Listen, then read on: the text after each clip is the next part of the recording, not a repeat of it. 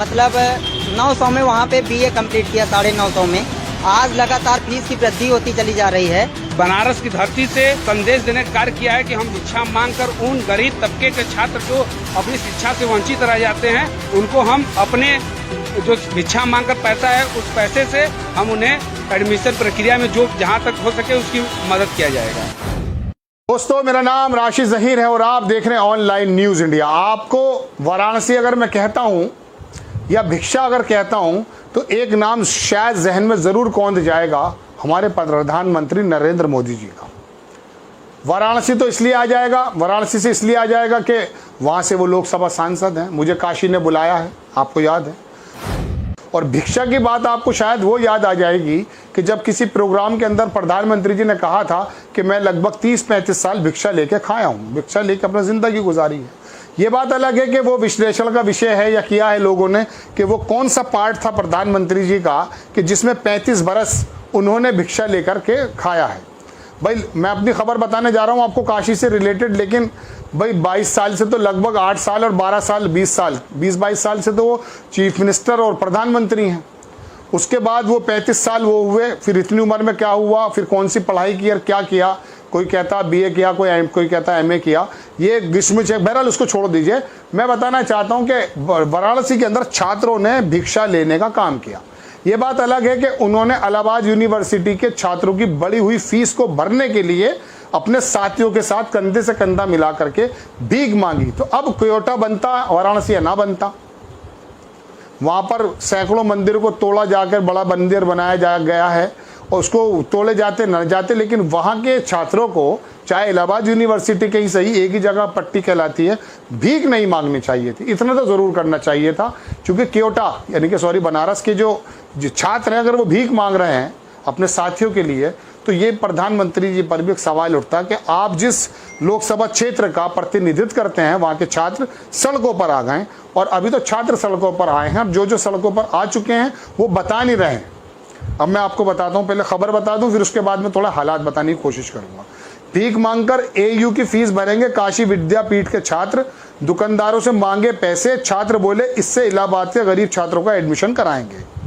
मैं वीडियो दिखाऊंगा आपको, लेकिन पहले देख लीजिए कि इलाहाबाद यूनिवर्सिटी में फीस वृद्धि के विरोध में आज वाराणसी के महात्मा गांधी काशी विद्यापीठ के छात्रों ने भीख मांगी। दुकानदारों ने एयू की फीस भरने, इलाहाबाद यूनिवर्सिटी की फीस भरने के लिए पैसे लिए गए। एक छात्र ने बताया कि सभी दुकानदारों से एक रुपए ही लिए गए हैं। छात्रों ने कहा कि ये पैसा इलाहाबाद यूनिवर्सिटी के गरीब छात्रों को दिया जाएगा, एडमिशन में उनकी मदद की जाएगी। आज वाराणसी में एनएसयूआई की ओर से इस आंदोलन की शुरुआत की है। ये एनएसयूआई जो विंग है वो कांग्रेस आई से संबंधित है, वो यहाँ पर कर रहे हैं छात्र भीख मांगने का। और उनके जो मुखिया हैं, कांग्रेस आई जो इनकी मेन पार्टी है, वो, हालांकि ये मैं आधिकारिक रूप से नहीं कह रहा हूँ कि विंग है, अखिल भारतीय विद्यार्थी परिषद के बारे में कहा जाता है कि वो भारतीय जनता पार्टी का विंग है, तो वो उनके मुखिया राहुल गांधी, तो राहुल वो जो भारत जोड़ो यात्रा निकाल रहे हैं, और एनएसयूआई के स्टूडेंट्स जो हैं भीख मांग रहे हैं। छोटा सा वीडियो देखें, फिर मैं आपको खबर विस्तार से बताता हूँ, देखें। और वहीं से मेरा मतलब बीए भी कंप्लीट हुआ था। हम लोगों ने मतलब 900 में वहाँ पे बीए कंप्लीट किया, 950 में। आज लगातार फीस की वृद्धि होती चली जा रही है।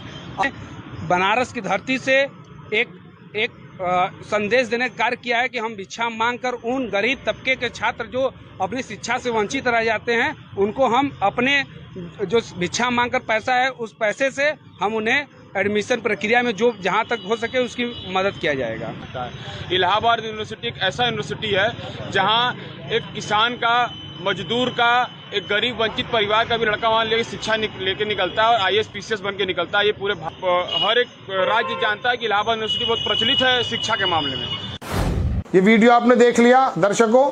अब दोस्तों, विद्यापीठ के छात्रों ने एयू की फीस वृद्धि के खिलाफ आंदोलन को समर्थन देते हुए कहा कि बनारस के सभी छात्र इस मुद्दे के खिलाफ हैं, हम फीस वृद्धि को हरगिज लागू नहीं होने देंगे। अब क्या स्थिति थी पहले वो भी देख लीजिएगा।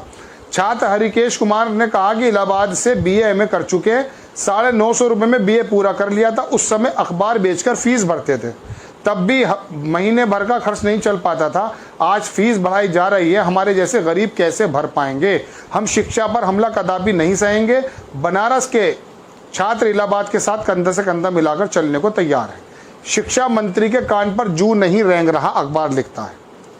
संदीप पाल ने कहा कि इलाहाबाद यूनिवर्सिटी की फीस 400%, इसी पर अखिलेश यादव सड़कों पर उतरे थे, याद होगा आपको, परसों तरसों 400% हो गई है। कुलपति प्रोफेसर संगीता श्रीवास्तव और शिक्षा मंत्री धर्मेंद्र प्रधान को ज्ञापन और माध्यम से अवगत कराया गया, मगर उनकी कान पर जू नहीं रेंग रही। बनारस की धरती से हमने एक संदेश दिया है, हम भीख मांगकर शिक्षा से वंचित छात्रों को सहयोग दिया जाएगा, पूरा पैसा उनके एडमिशन और पढ़ाई में दिया जाएगा।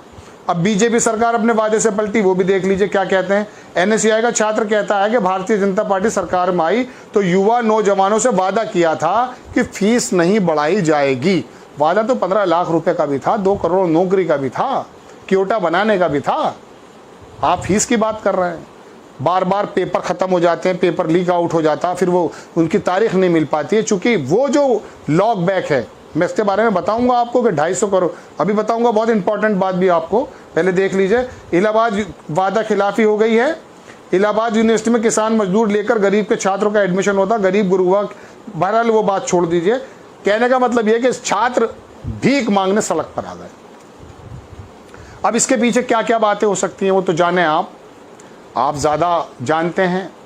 निष्ठा इतनी बन चुकी है एक पार्टी विशेष के अंदर कि उसके खिलाफ कोई बात सुनने को तैयार नहीं है। सुनाने वालों को एंटी नेशनल कह दिया जाता है। लेकिन अब बात थोड़ा फैक्ट्स के ऊपर कर ली जाए, अगर फैक्ट्स गले के नीचे उतर जाएं। देखो दर्शकों, मैं आपको बता देता हूं, एक साल अगर मिसाल के तौर पे पेपर लीक हो जाता किसी भी नौकरी का, उसको अक्सर देखने में आया कि उसको दोबारा होने में 1-1, 2-2, 3-3 साल लग जाते हैं।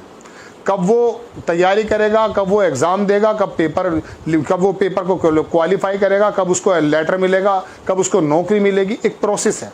मुजफ्फरनगर उत्तर प्रदेश के अंदर कई जगह एक जाट नेता उन्होंने बताया कि लड़कों की शादी नहीं हो पा रही है, सब इंस्पेक्टर वाली भर्ती के अंदर वो हो चुके हैं, लेकिन वो बहरहाल।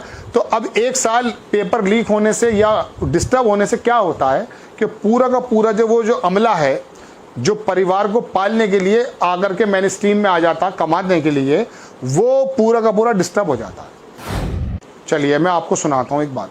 1991 की खबर आपको दूंगा। 1991 में ई कॉमर्स का नाम सुना आपने? ई कॉमर्स किसको कहते हैं वो सुनिए। क्योंकि डाटा जितना भी है, वो चाहे मॉनेटरी फंड जो है वो देता हो, या वर्ल्ड बैंक देता हो, या हमारा आरबीआई देता हो, वो सिर्फ और सिर्फ उन लोगों का डाटा दिया जाता है कि जो रजिस्टर्ड हैं, जो ई कॉमर्स में काम करते हैं। 27 करोड़ लोग श्रम पोर्टल पर रजिस्टर्ड हैं। ये पूरा भारत तो नहीं है ना। तो 1991 के अंदर मैं आपको बताता हूं, 23 मिलियन, समझ गए आप? 23 मिलियन का मतलब ये हो गया 2 करोड़ 30 लाख लोग काम करते थे। ये वो है जो संगठित क्षेत्र है, ठीक है। लेकिन पीछे जो लोग थे, जो लोग तैयार थे काम करने के लिए, मैं 1991 की बात आपसे कर रहा हूं, वो कितने थे? 250 मिलियन, ठीक। 23 मिलियन और 250 मिलियन में कितना फर्क है आप अंदाजा कर सकते हैं। 250 मिलियन का मतलब यह है लगभग 25 करोड़ लोग तैयार थे। नौकरी कितनों को मिली थी? जो ई कॉमर्स, जो संगठित क्षेत्र में काम करते हैं, रोजगार करते हैं, सॉरी नौकरी की तो बात मैं नहीं कहूंगा, रोजगार करते हैं, वो कितने थे?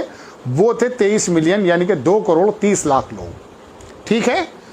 लोग कितने तैयार हैं? लगभग 25 करोड़। अब आगे आ जाइए आप। अब चल रहा है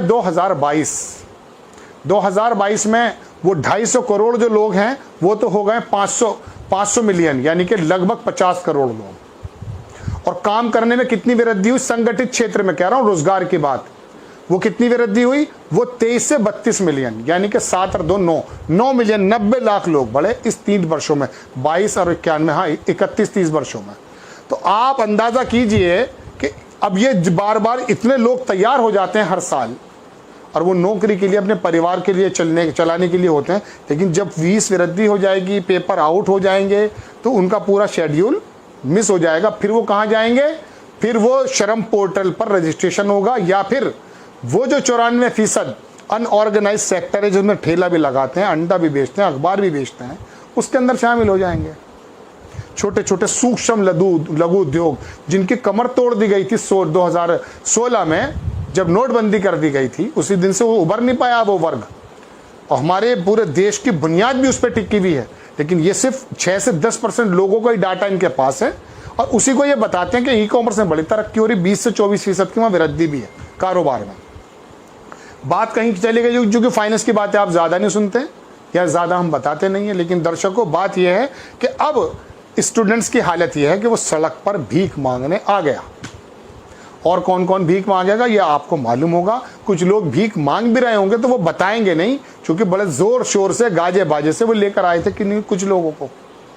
आपको खबर कैसी लगी अपनी राय कमेंट्स बॉक्स में जरूर दीजिए। चैनल को सब्सक्राइब कीजिए, शेयर कीजिए। नेक्स्ट टाइम किसी खबर के साथ आता हूं। जय हिंद। इस खबर को अभी लाइक करें, शेयर करें, अभी चैनल को सब्सक्राइब करें और घंटी जरूर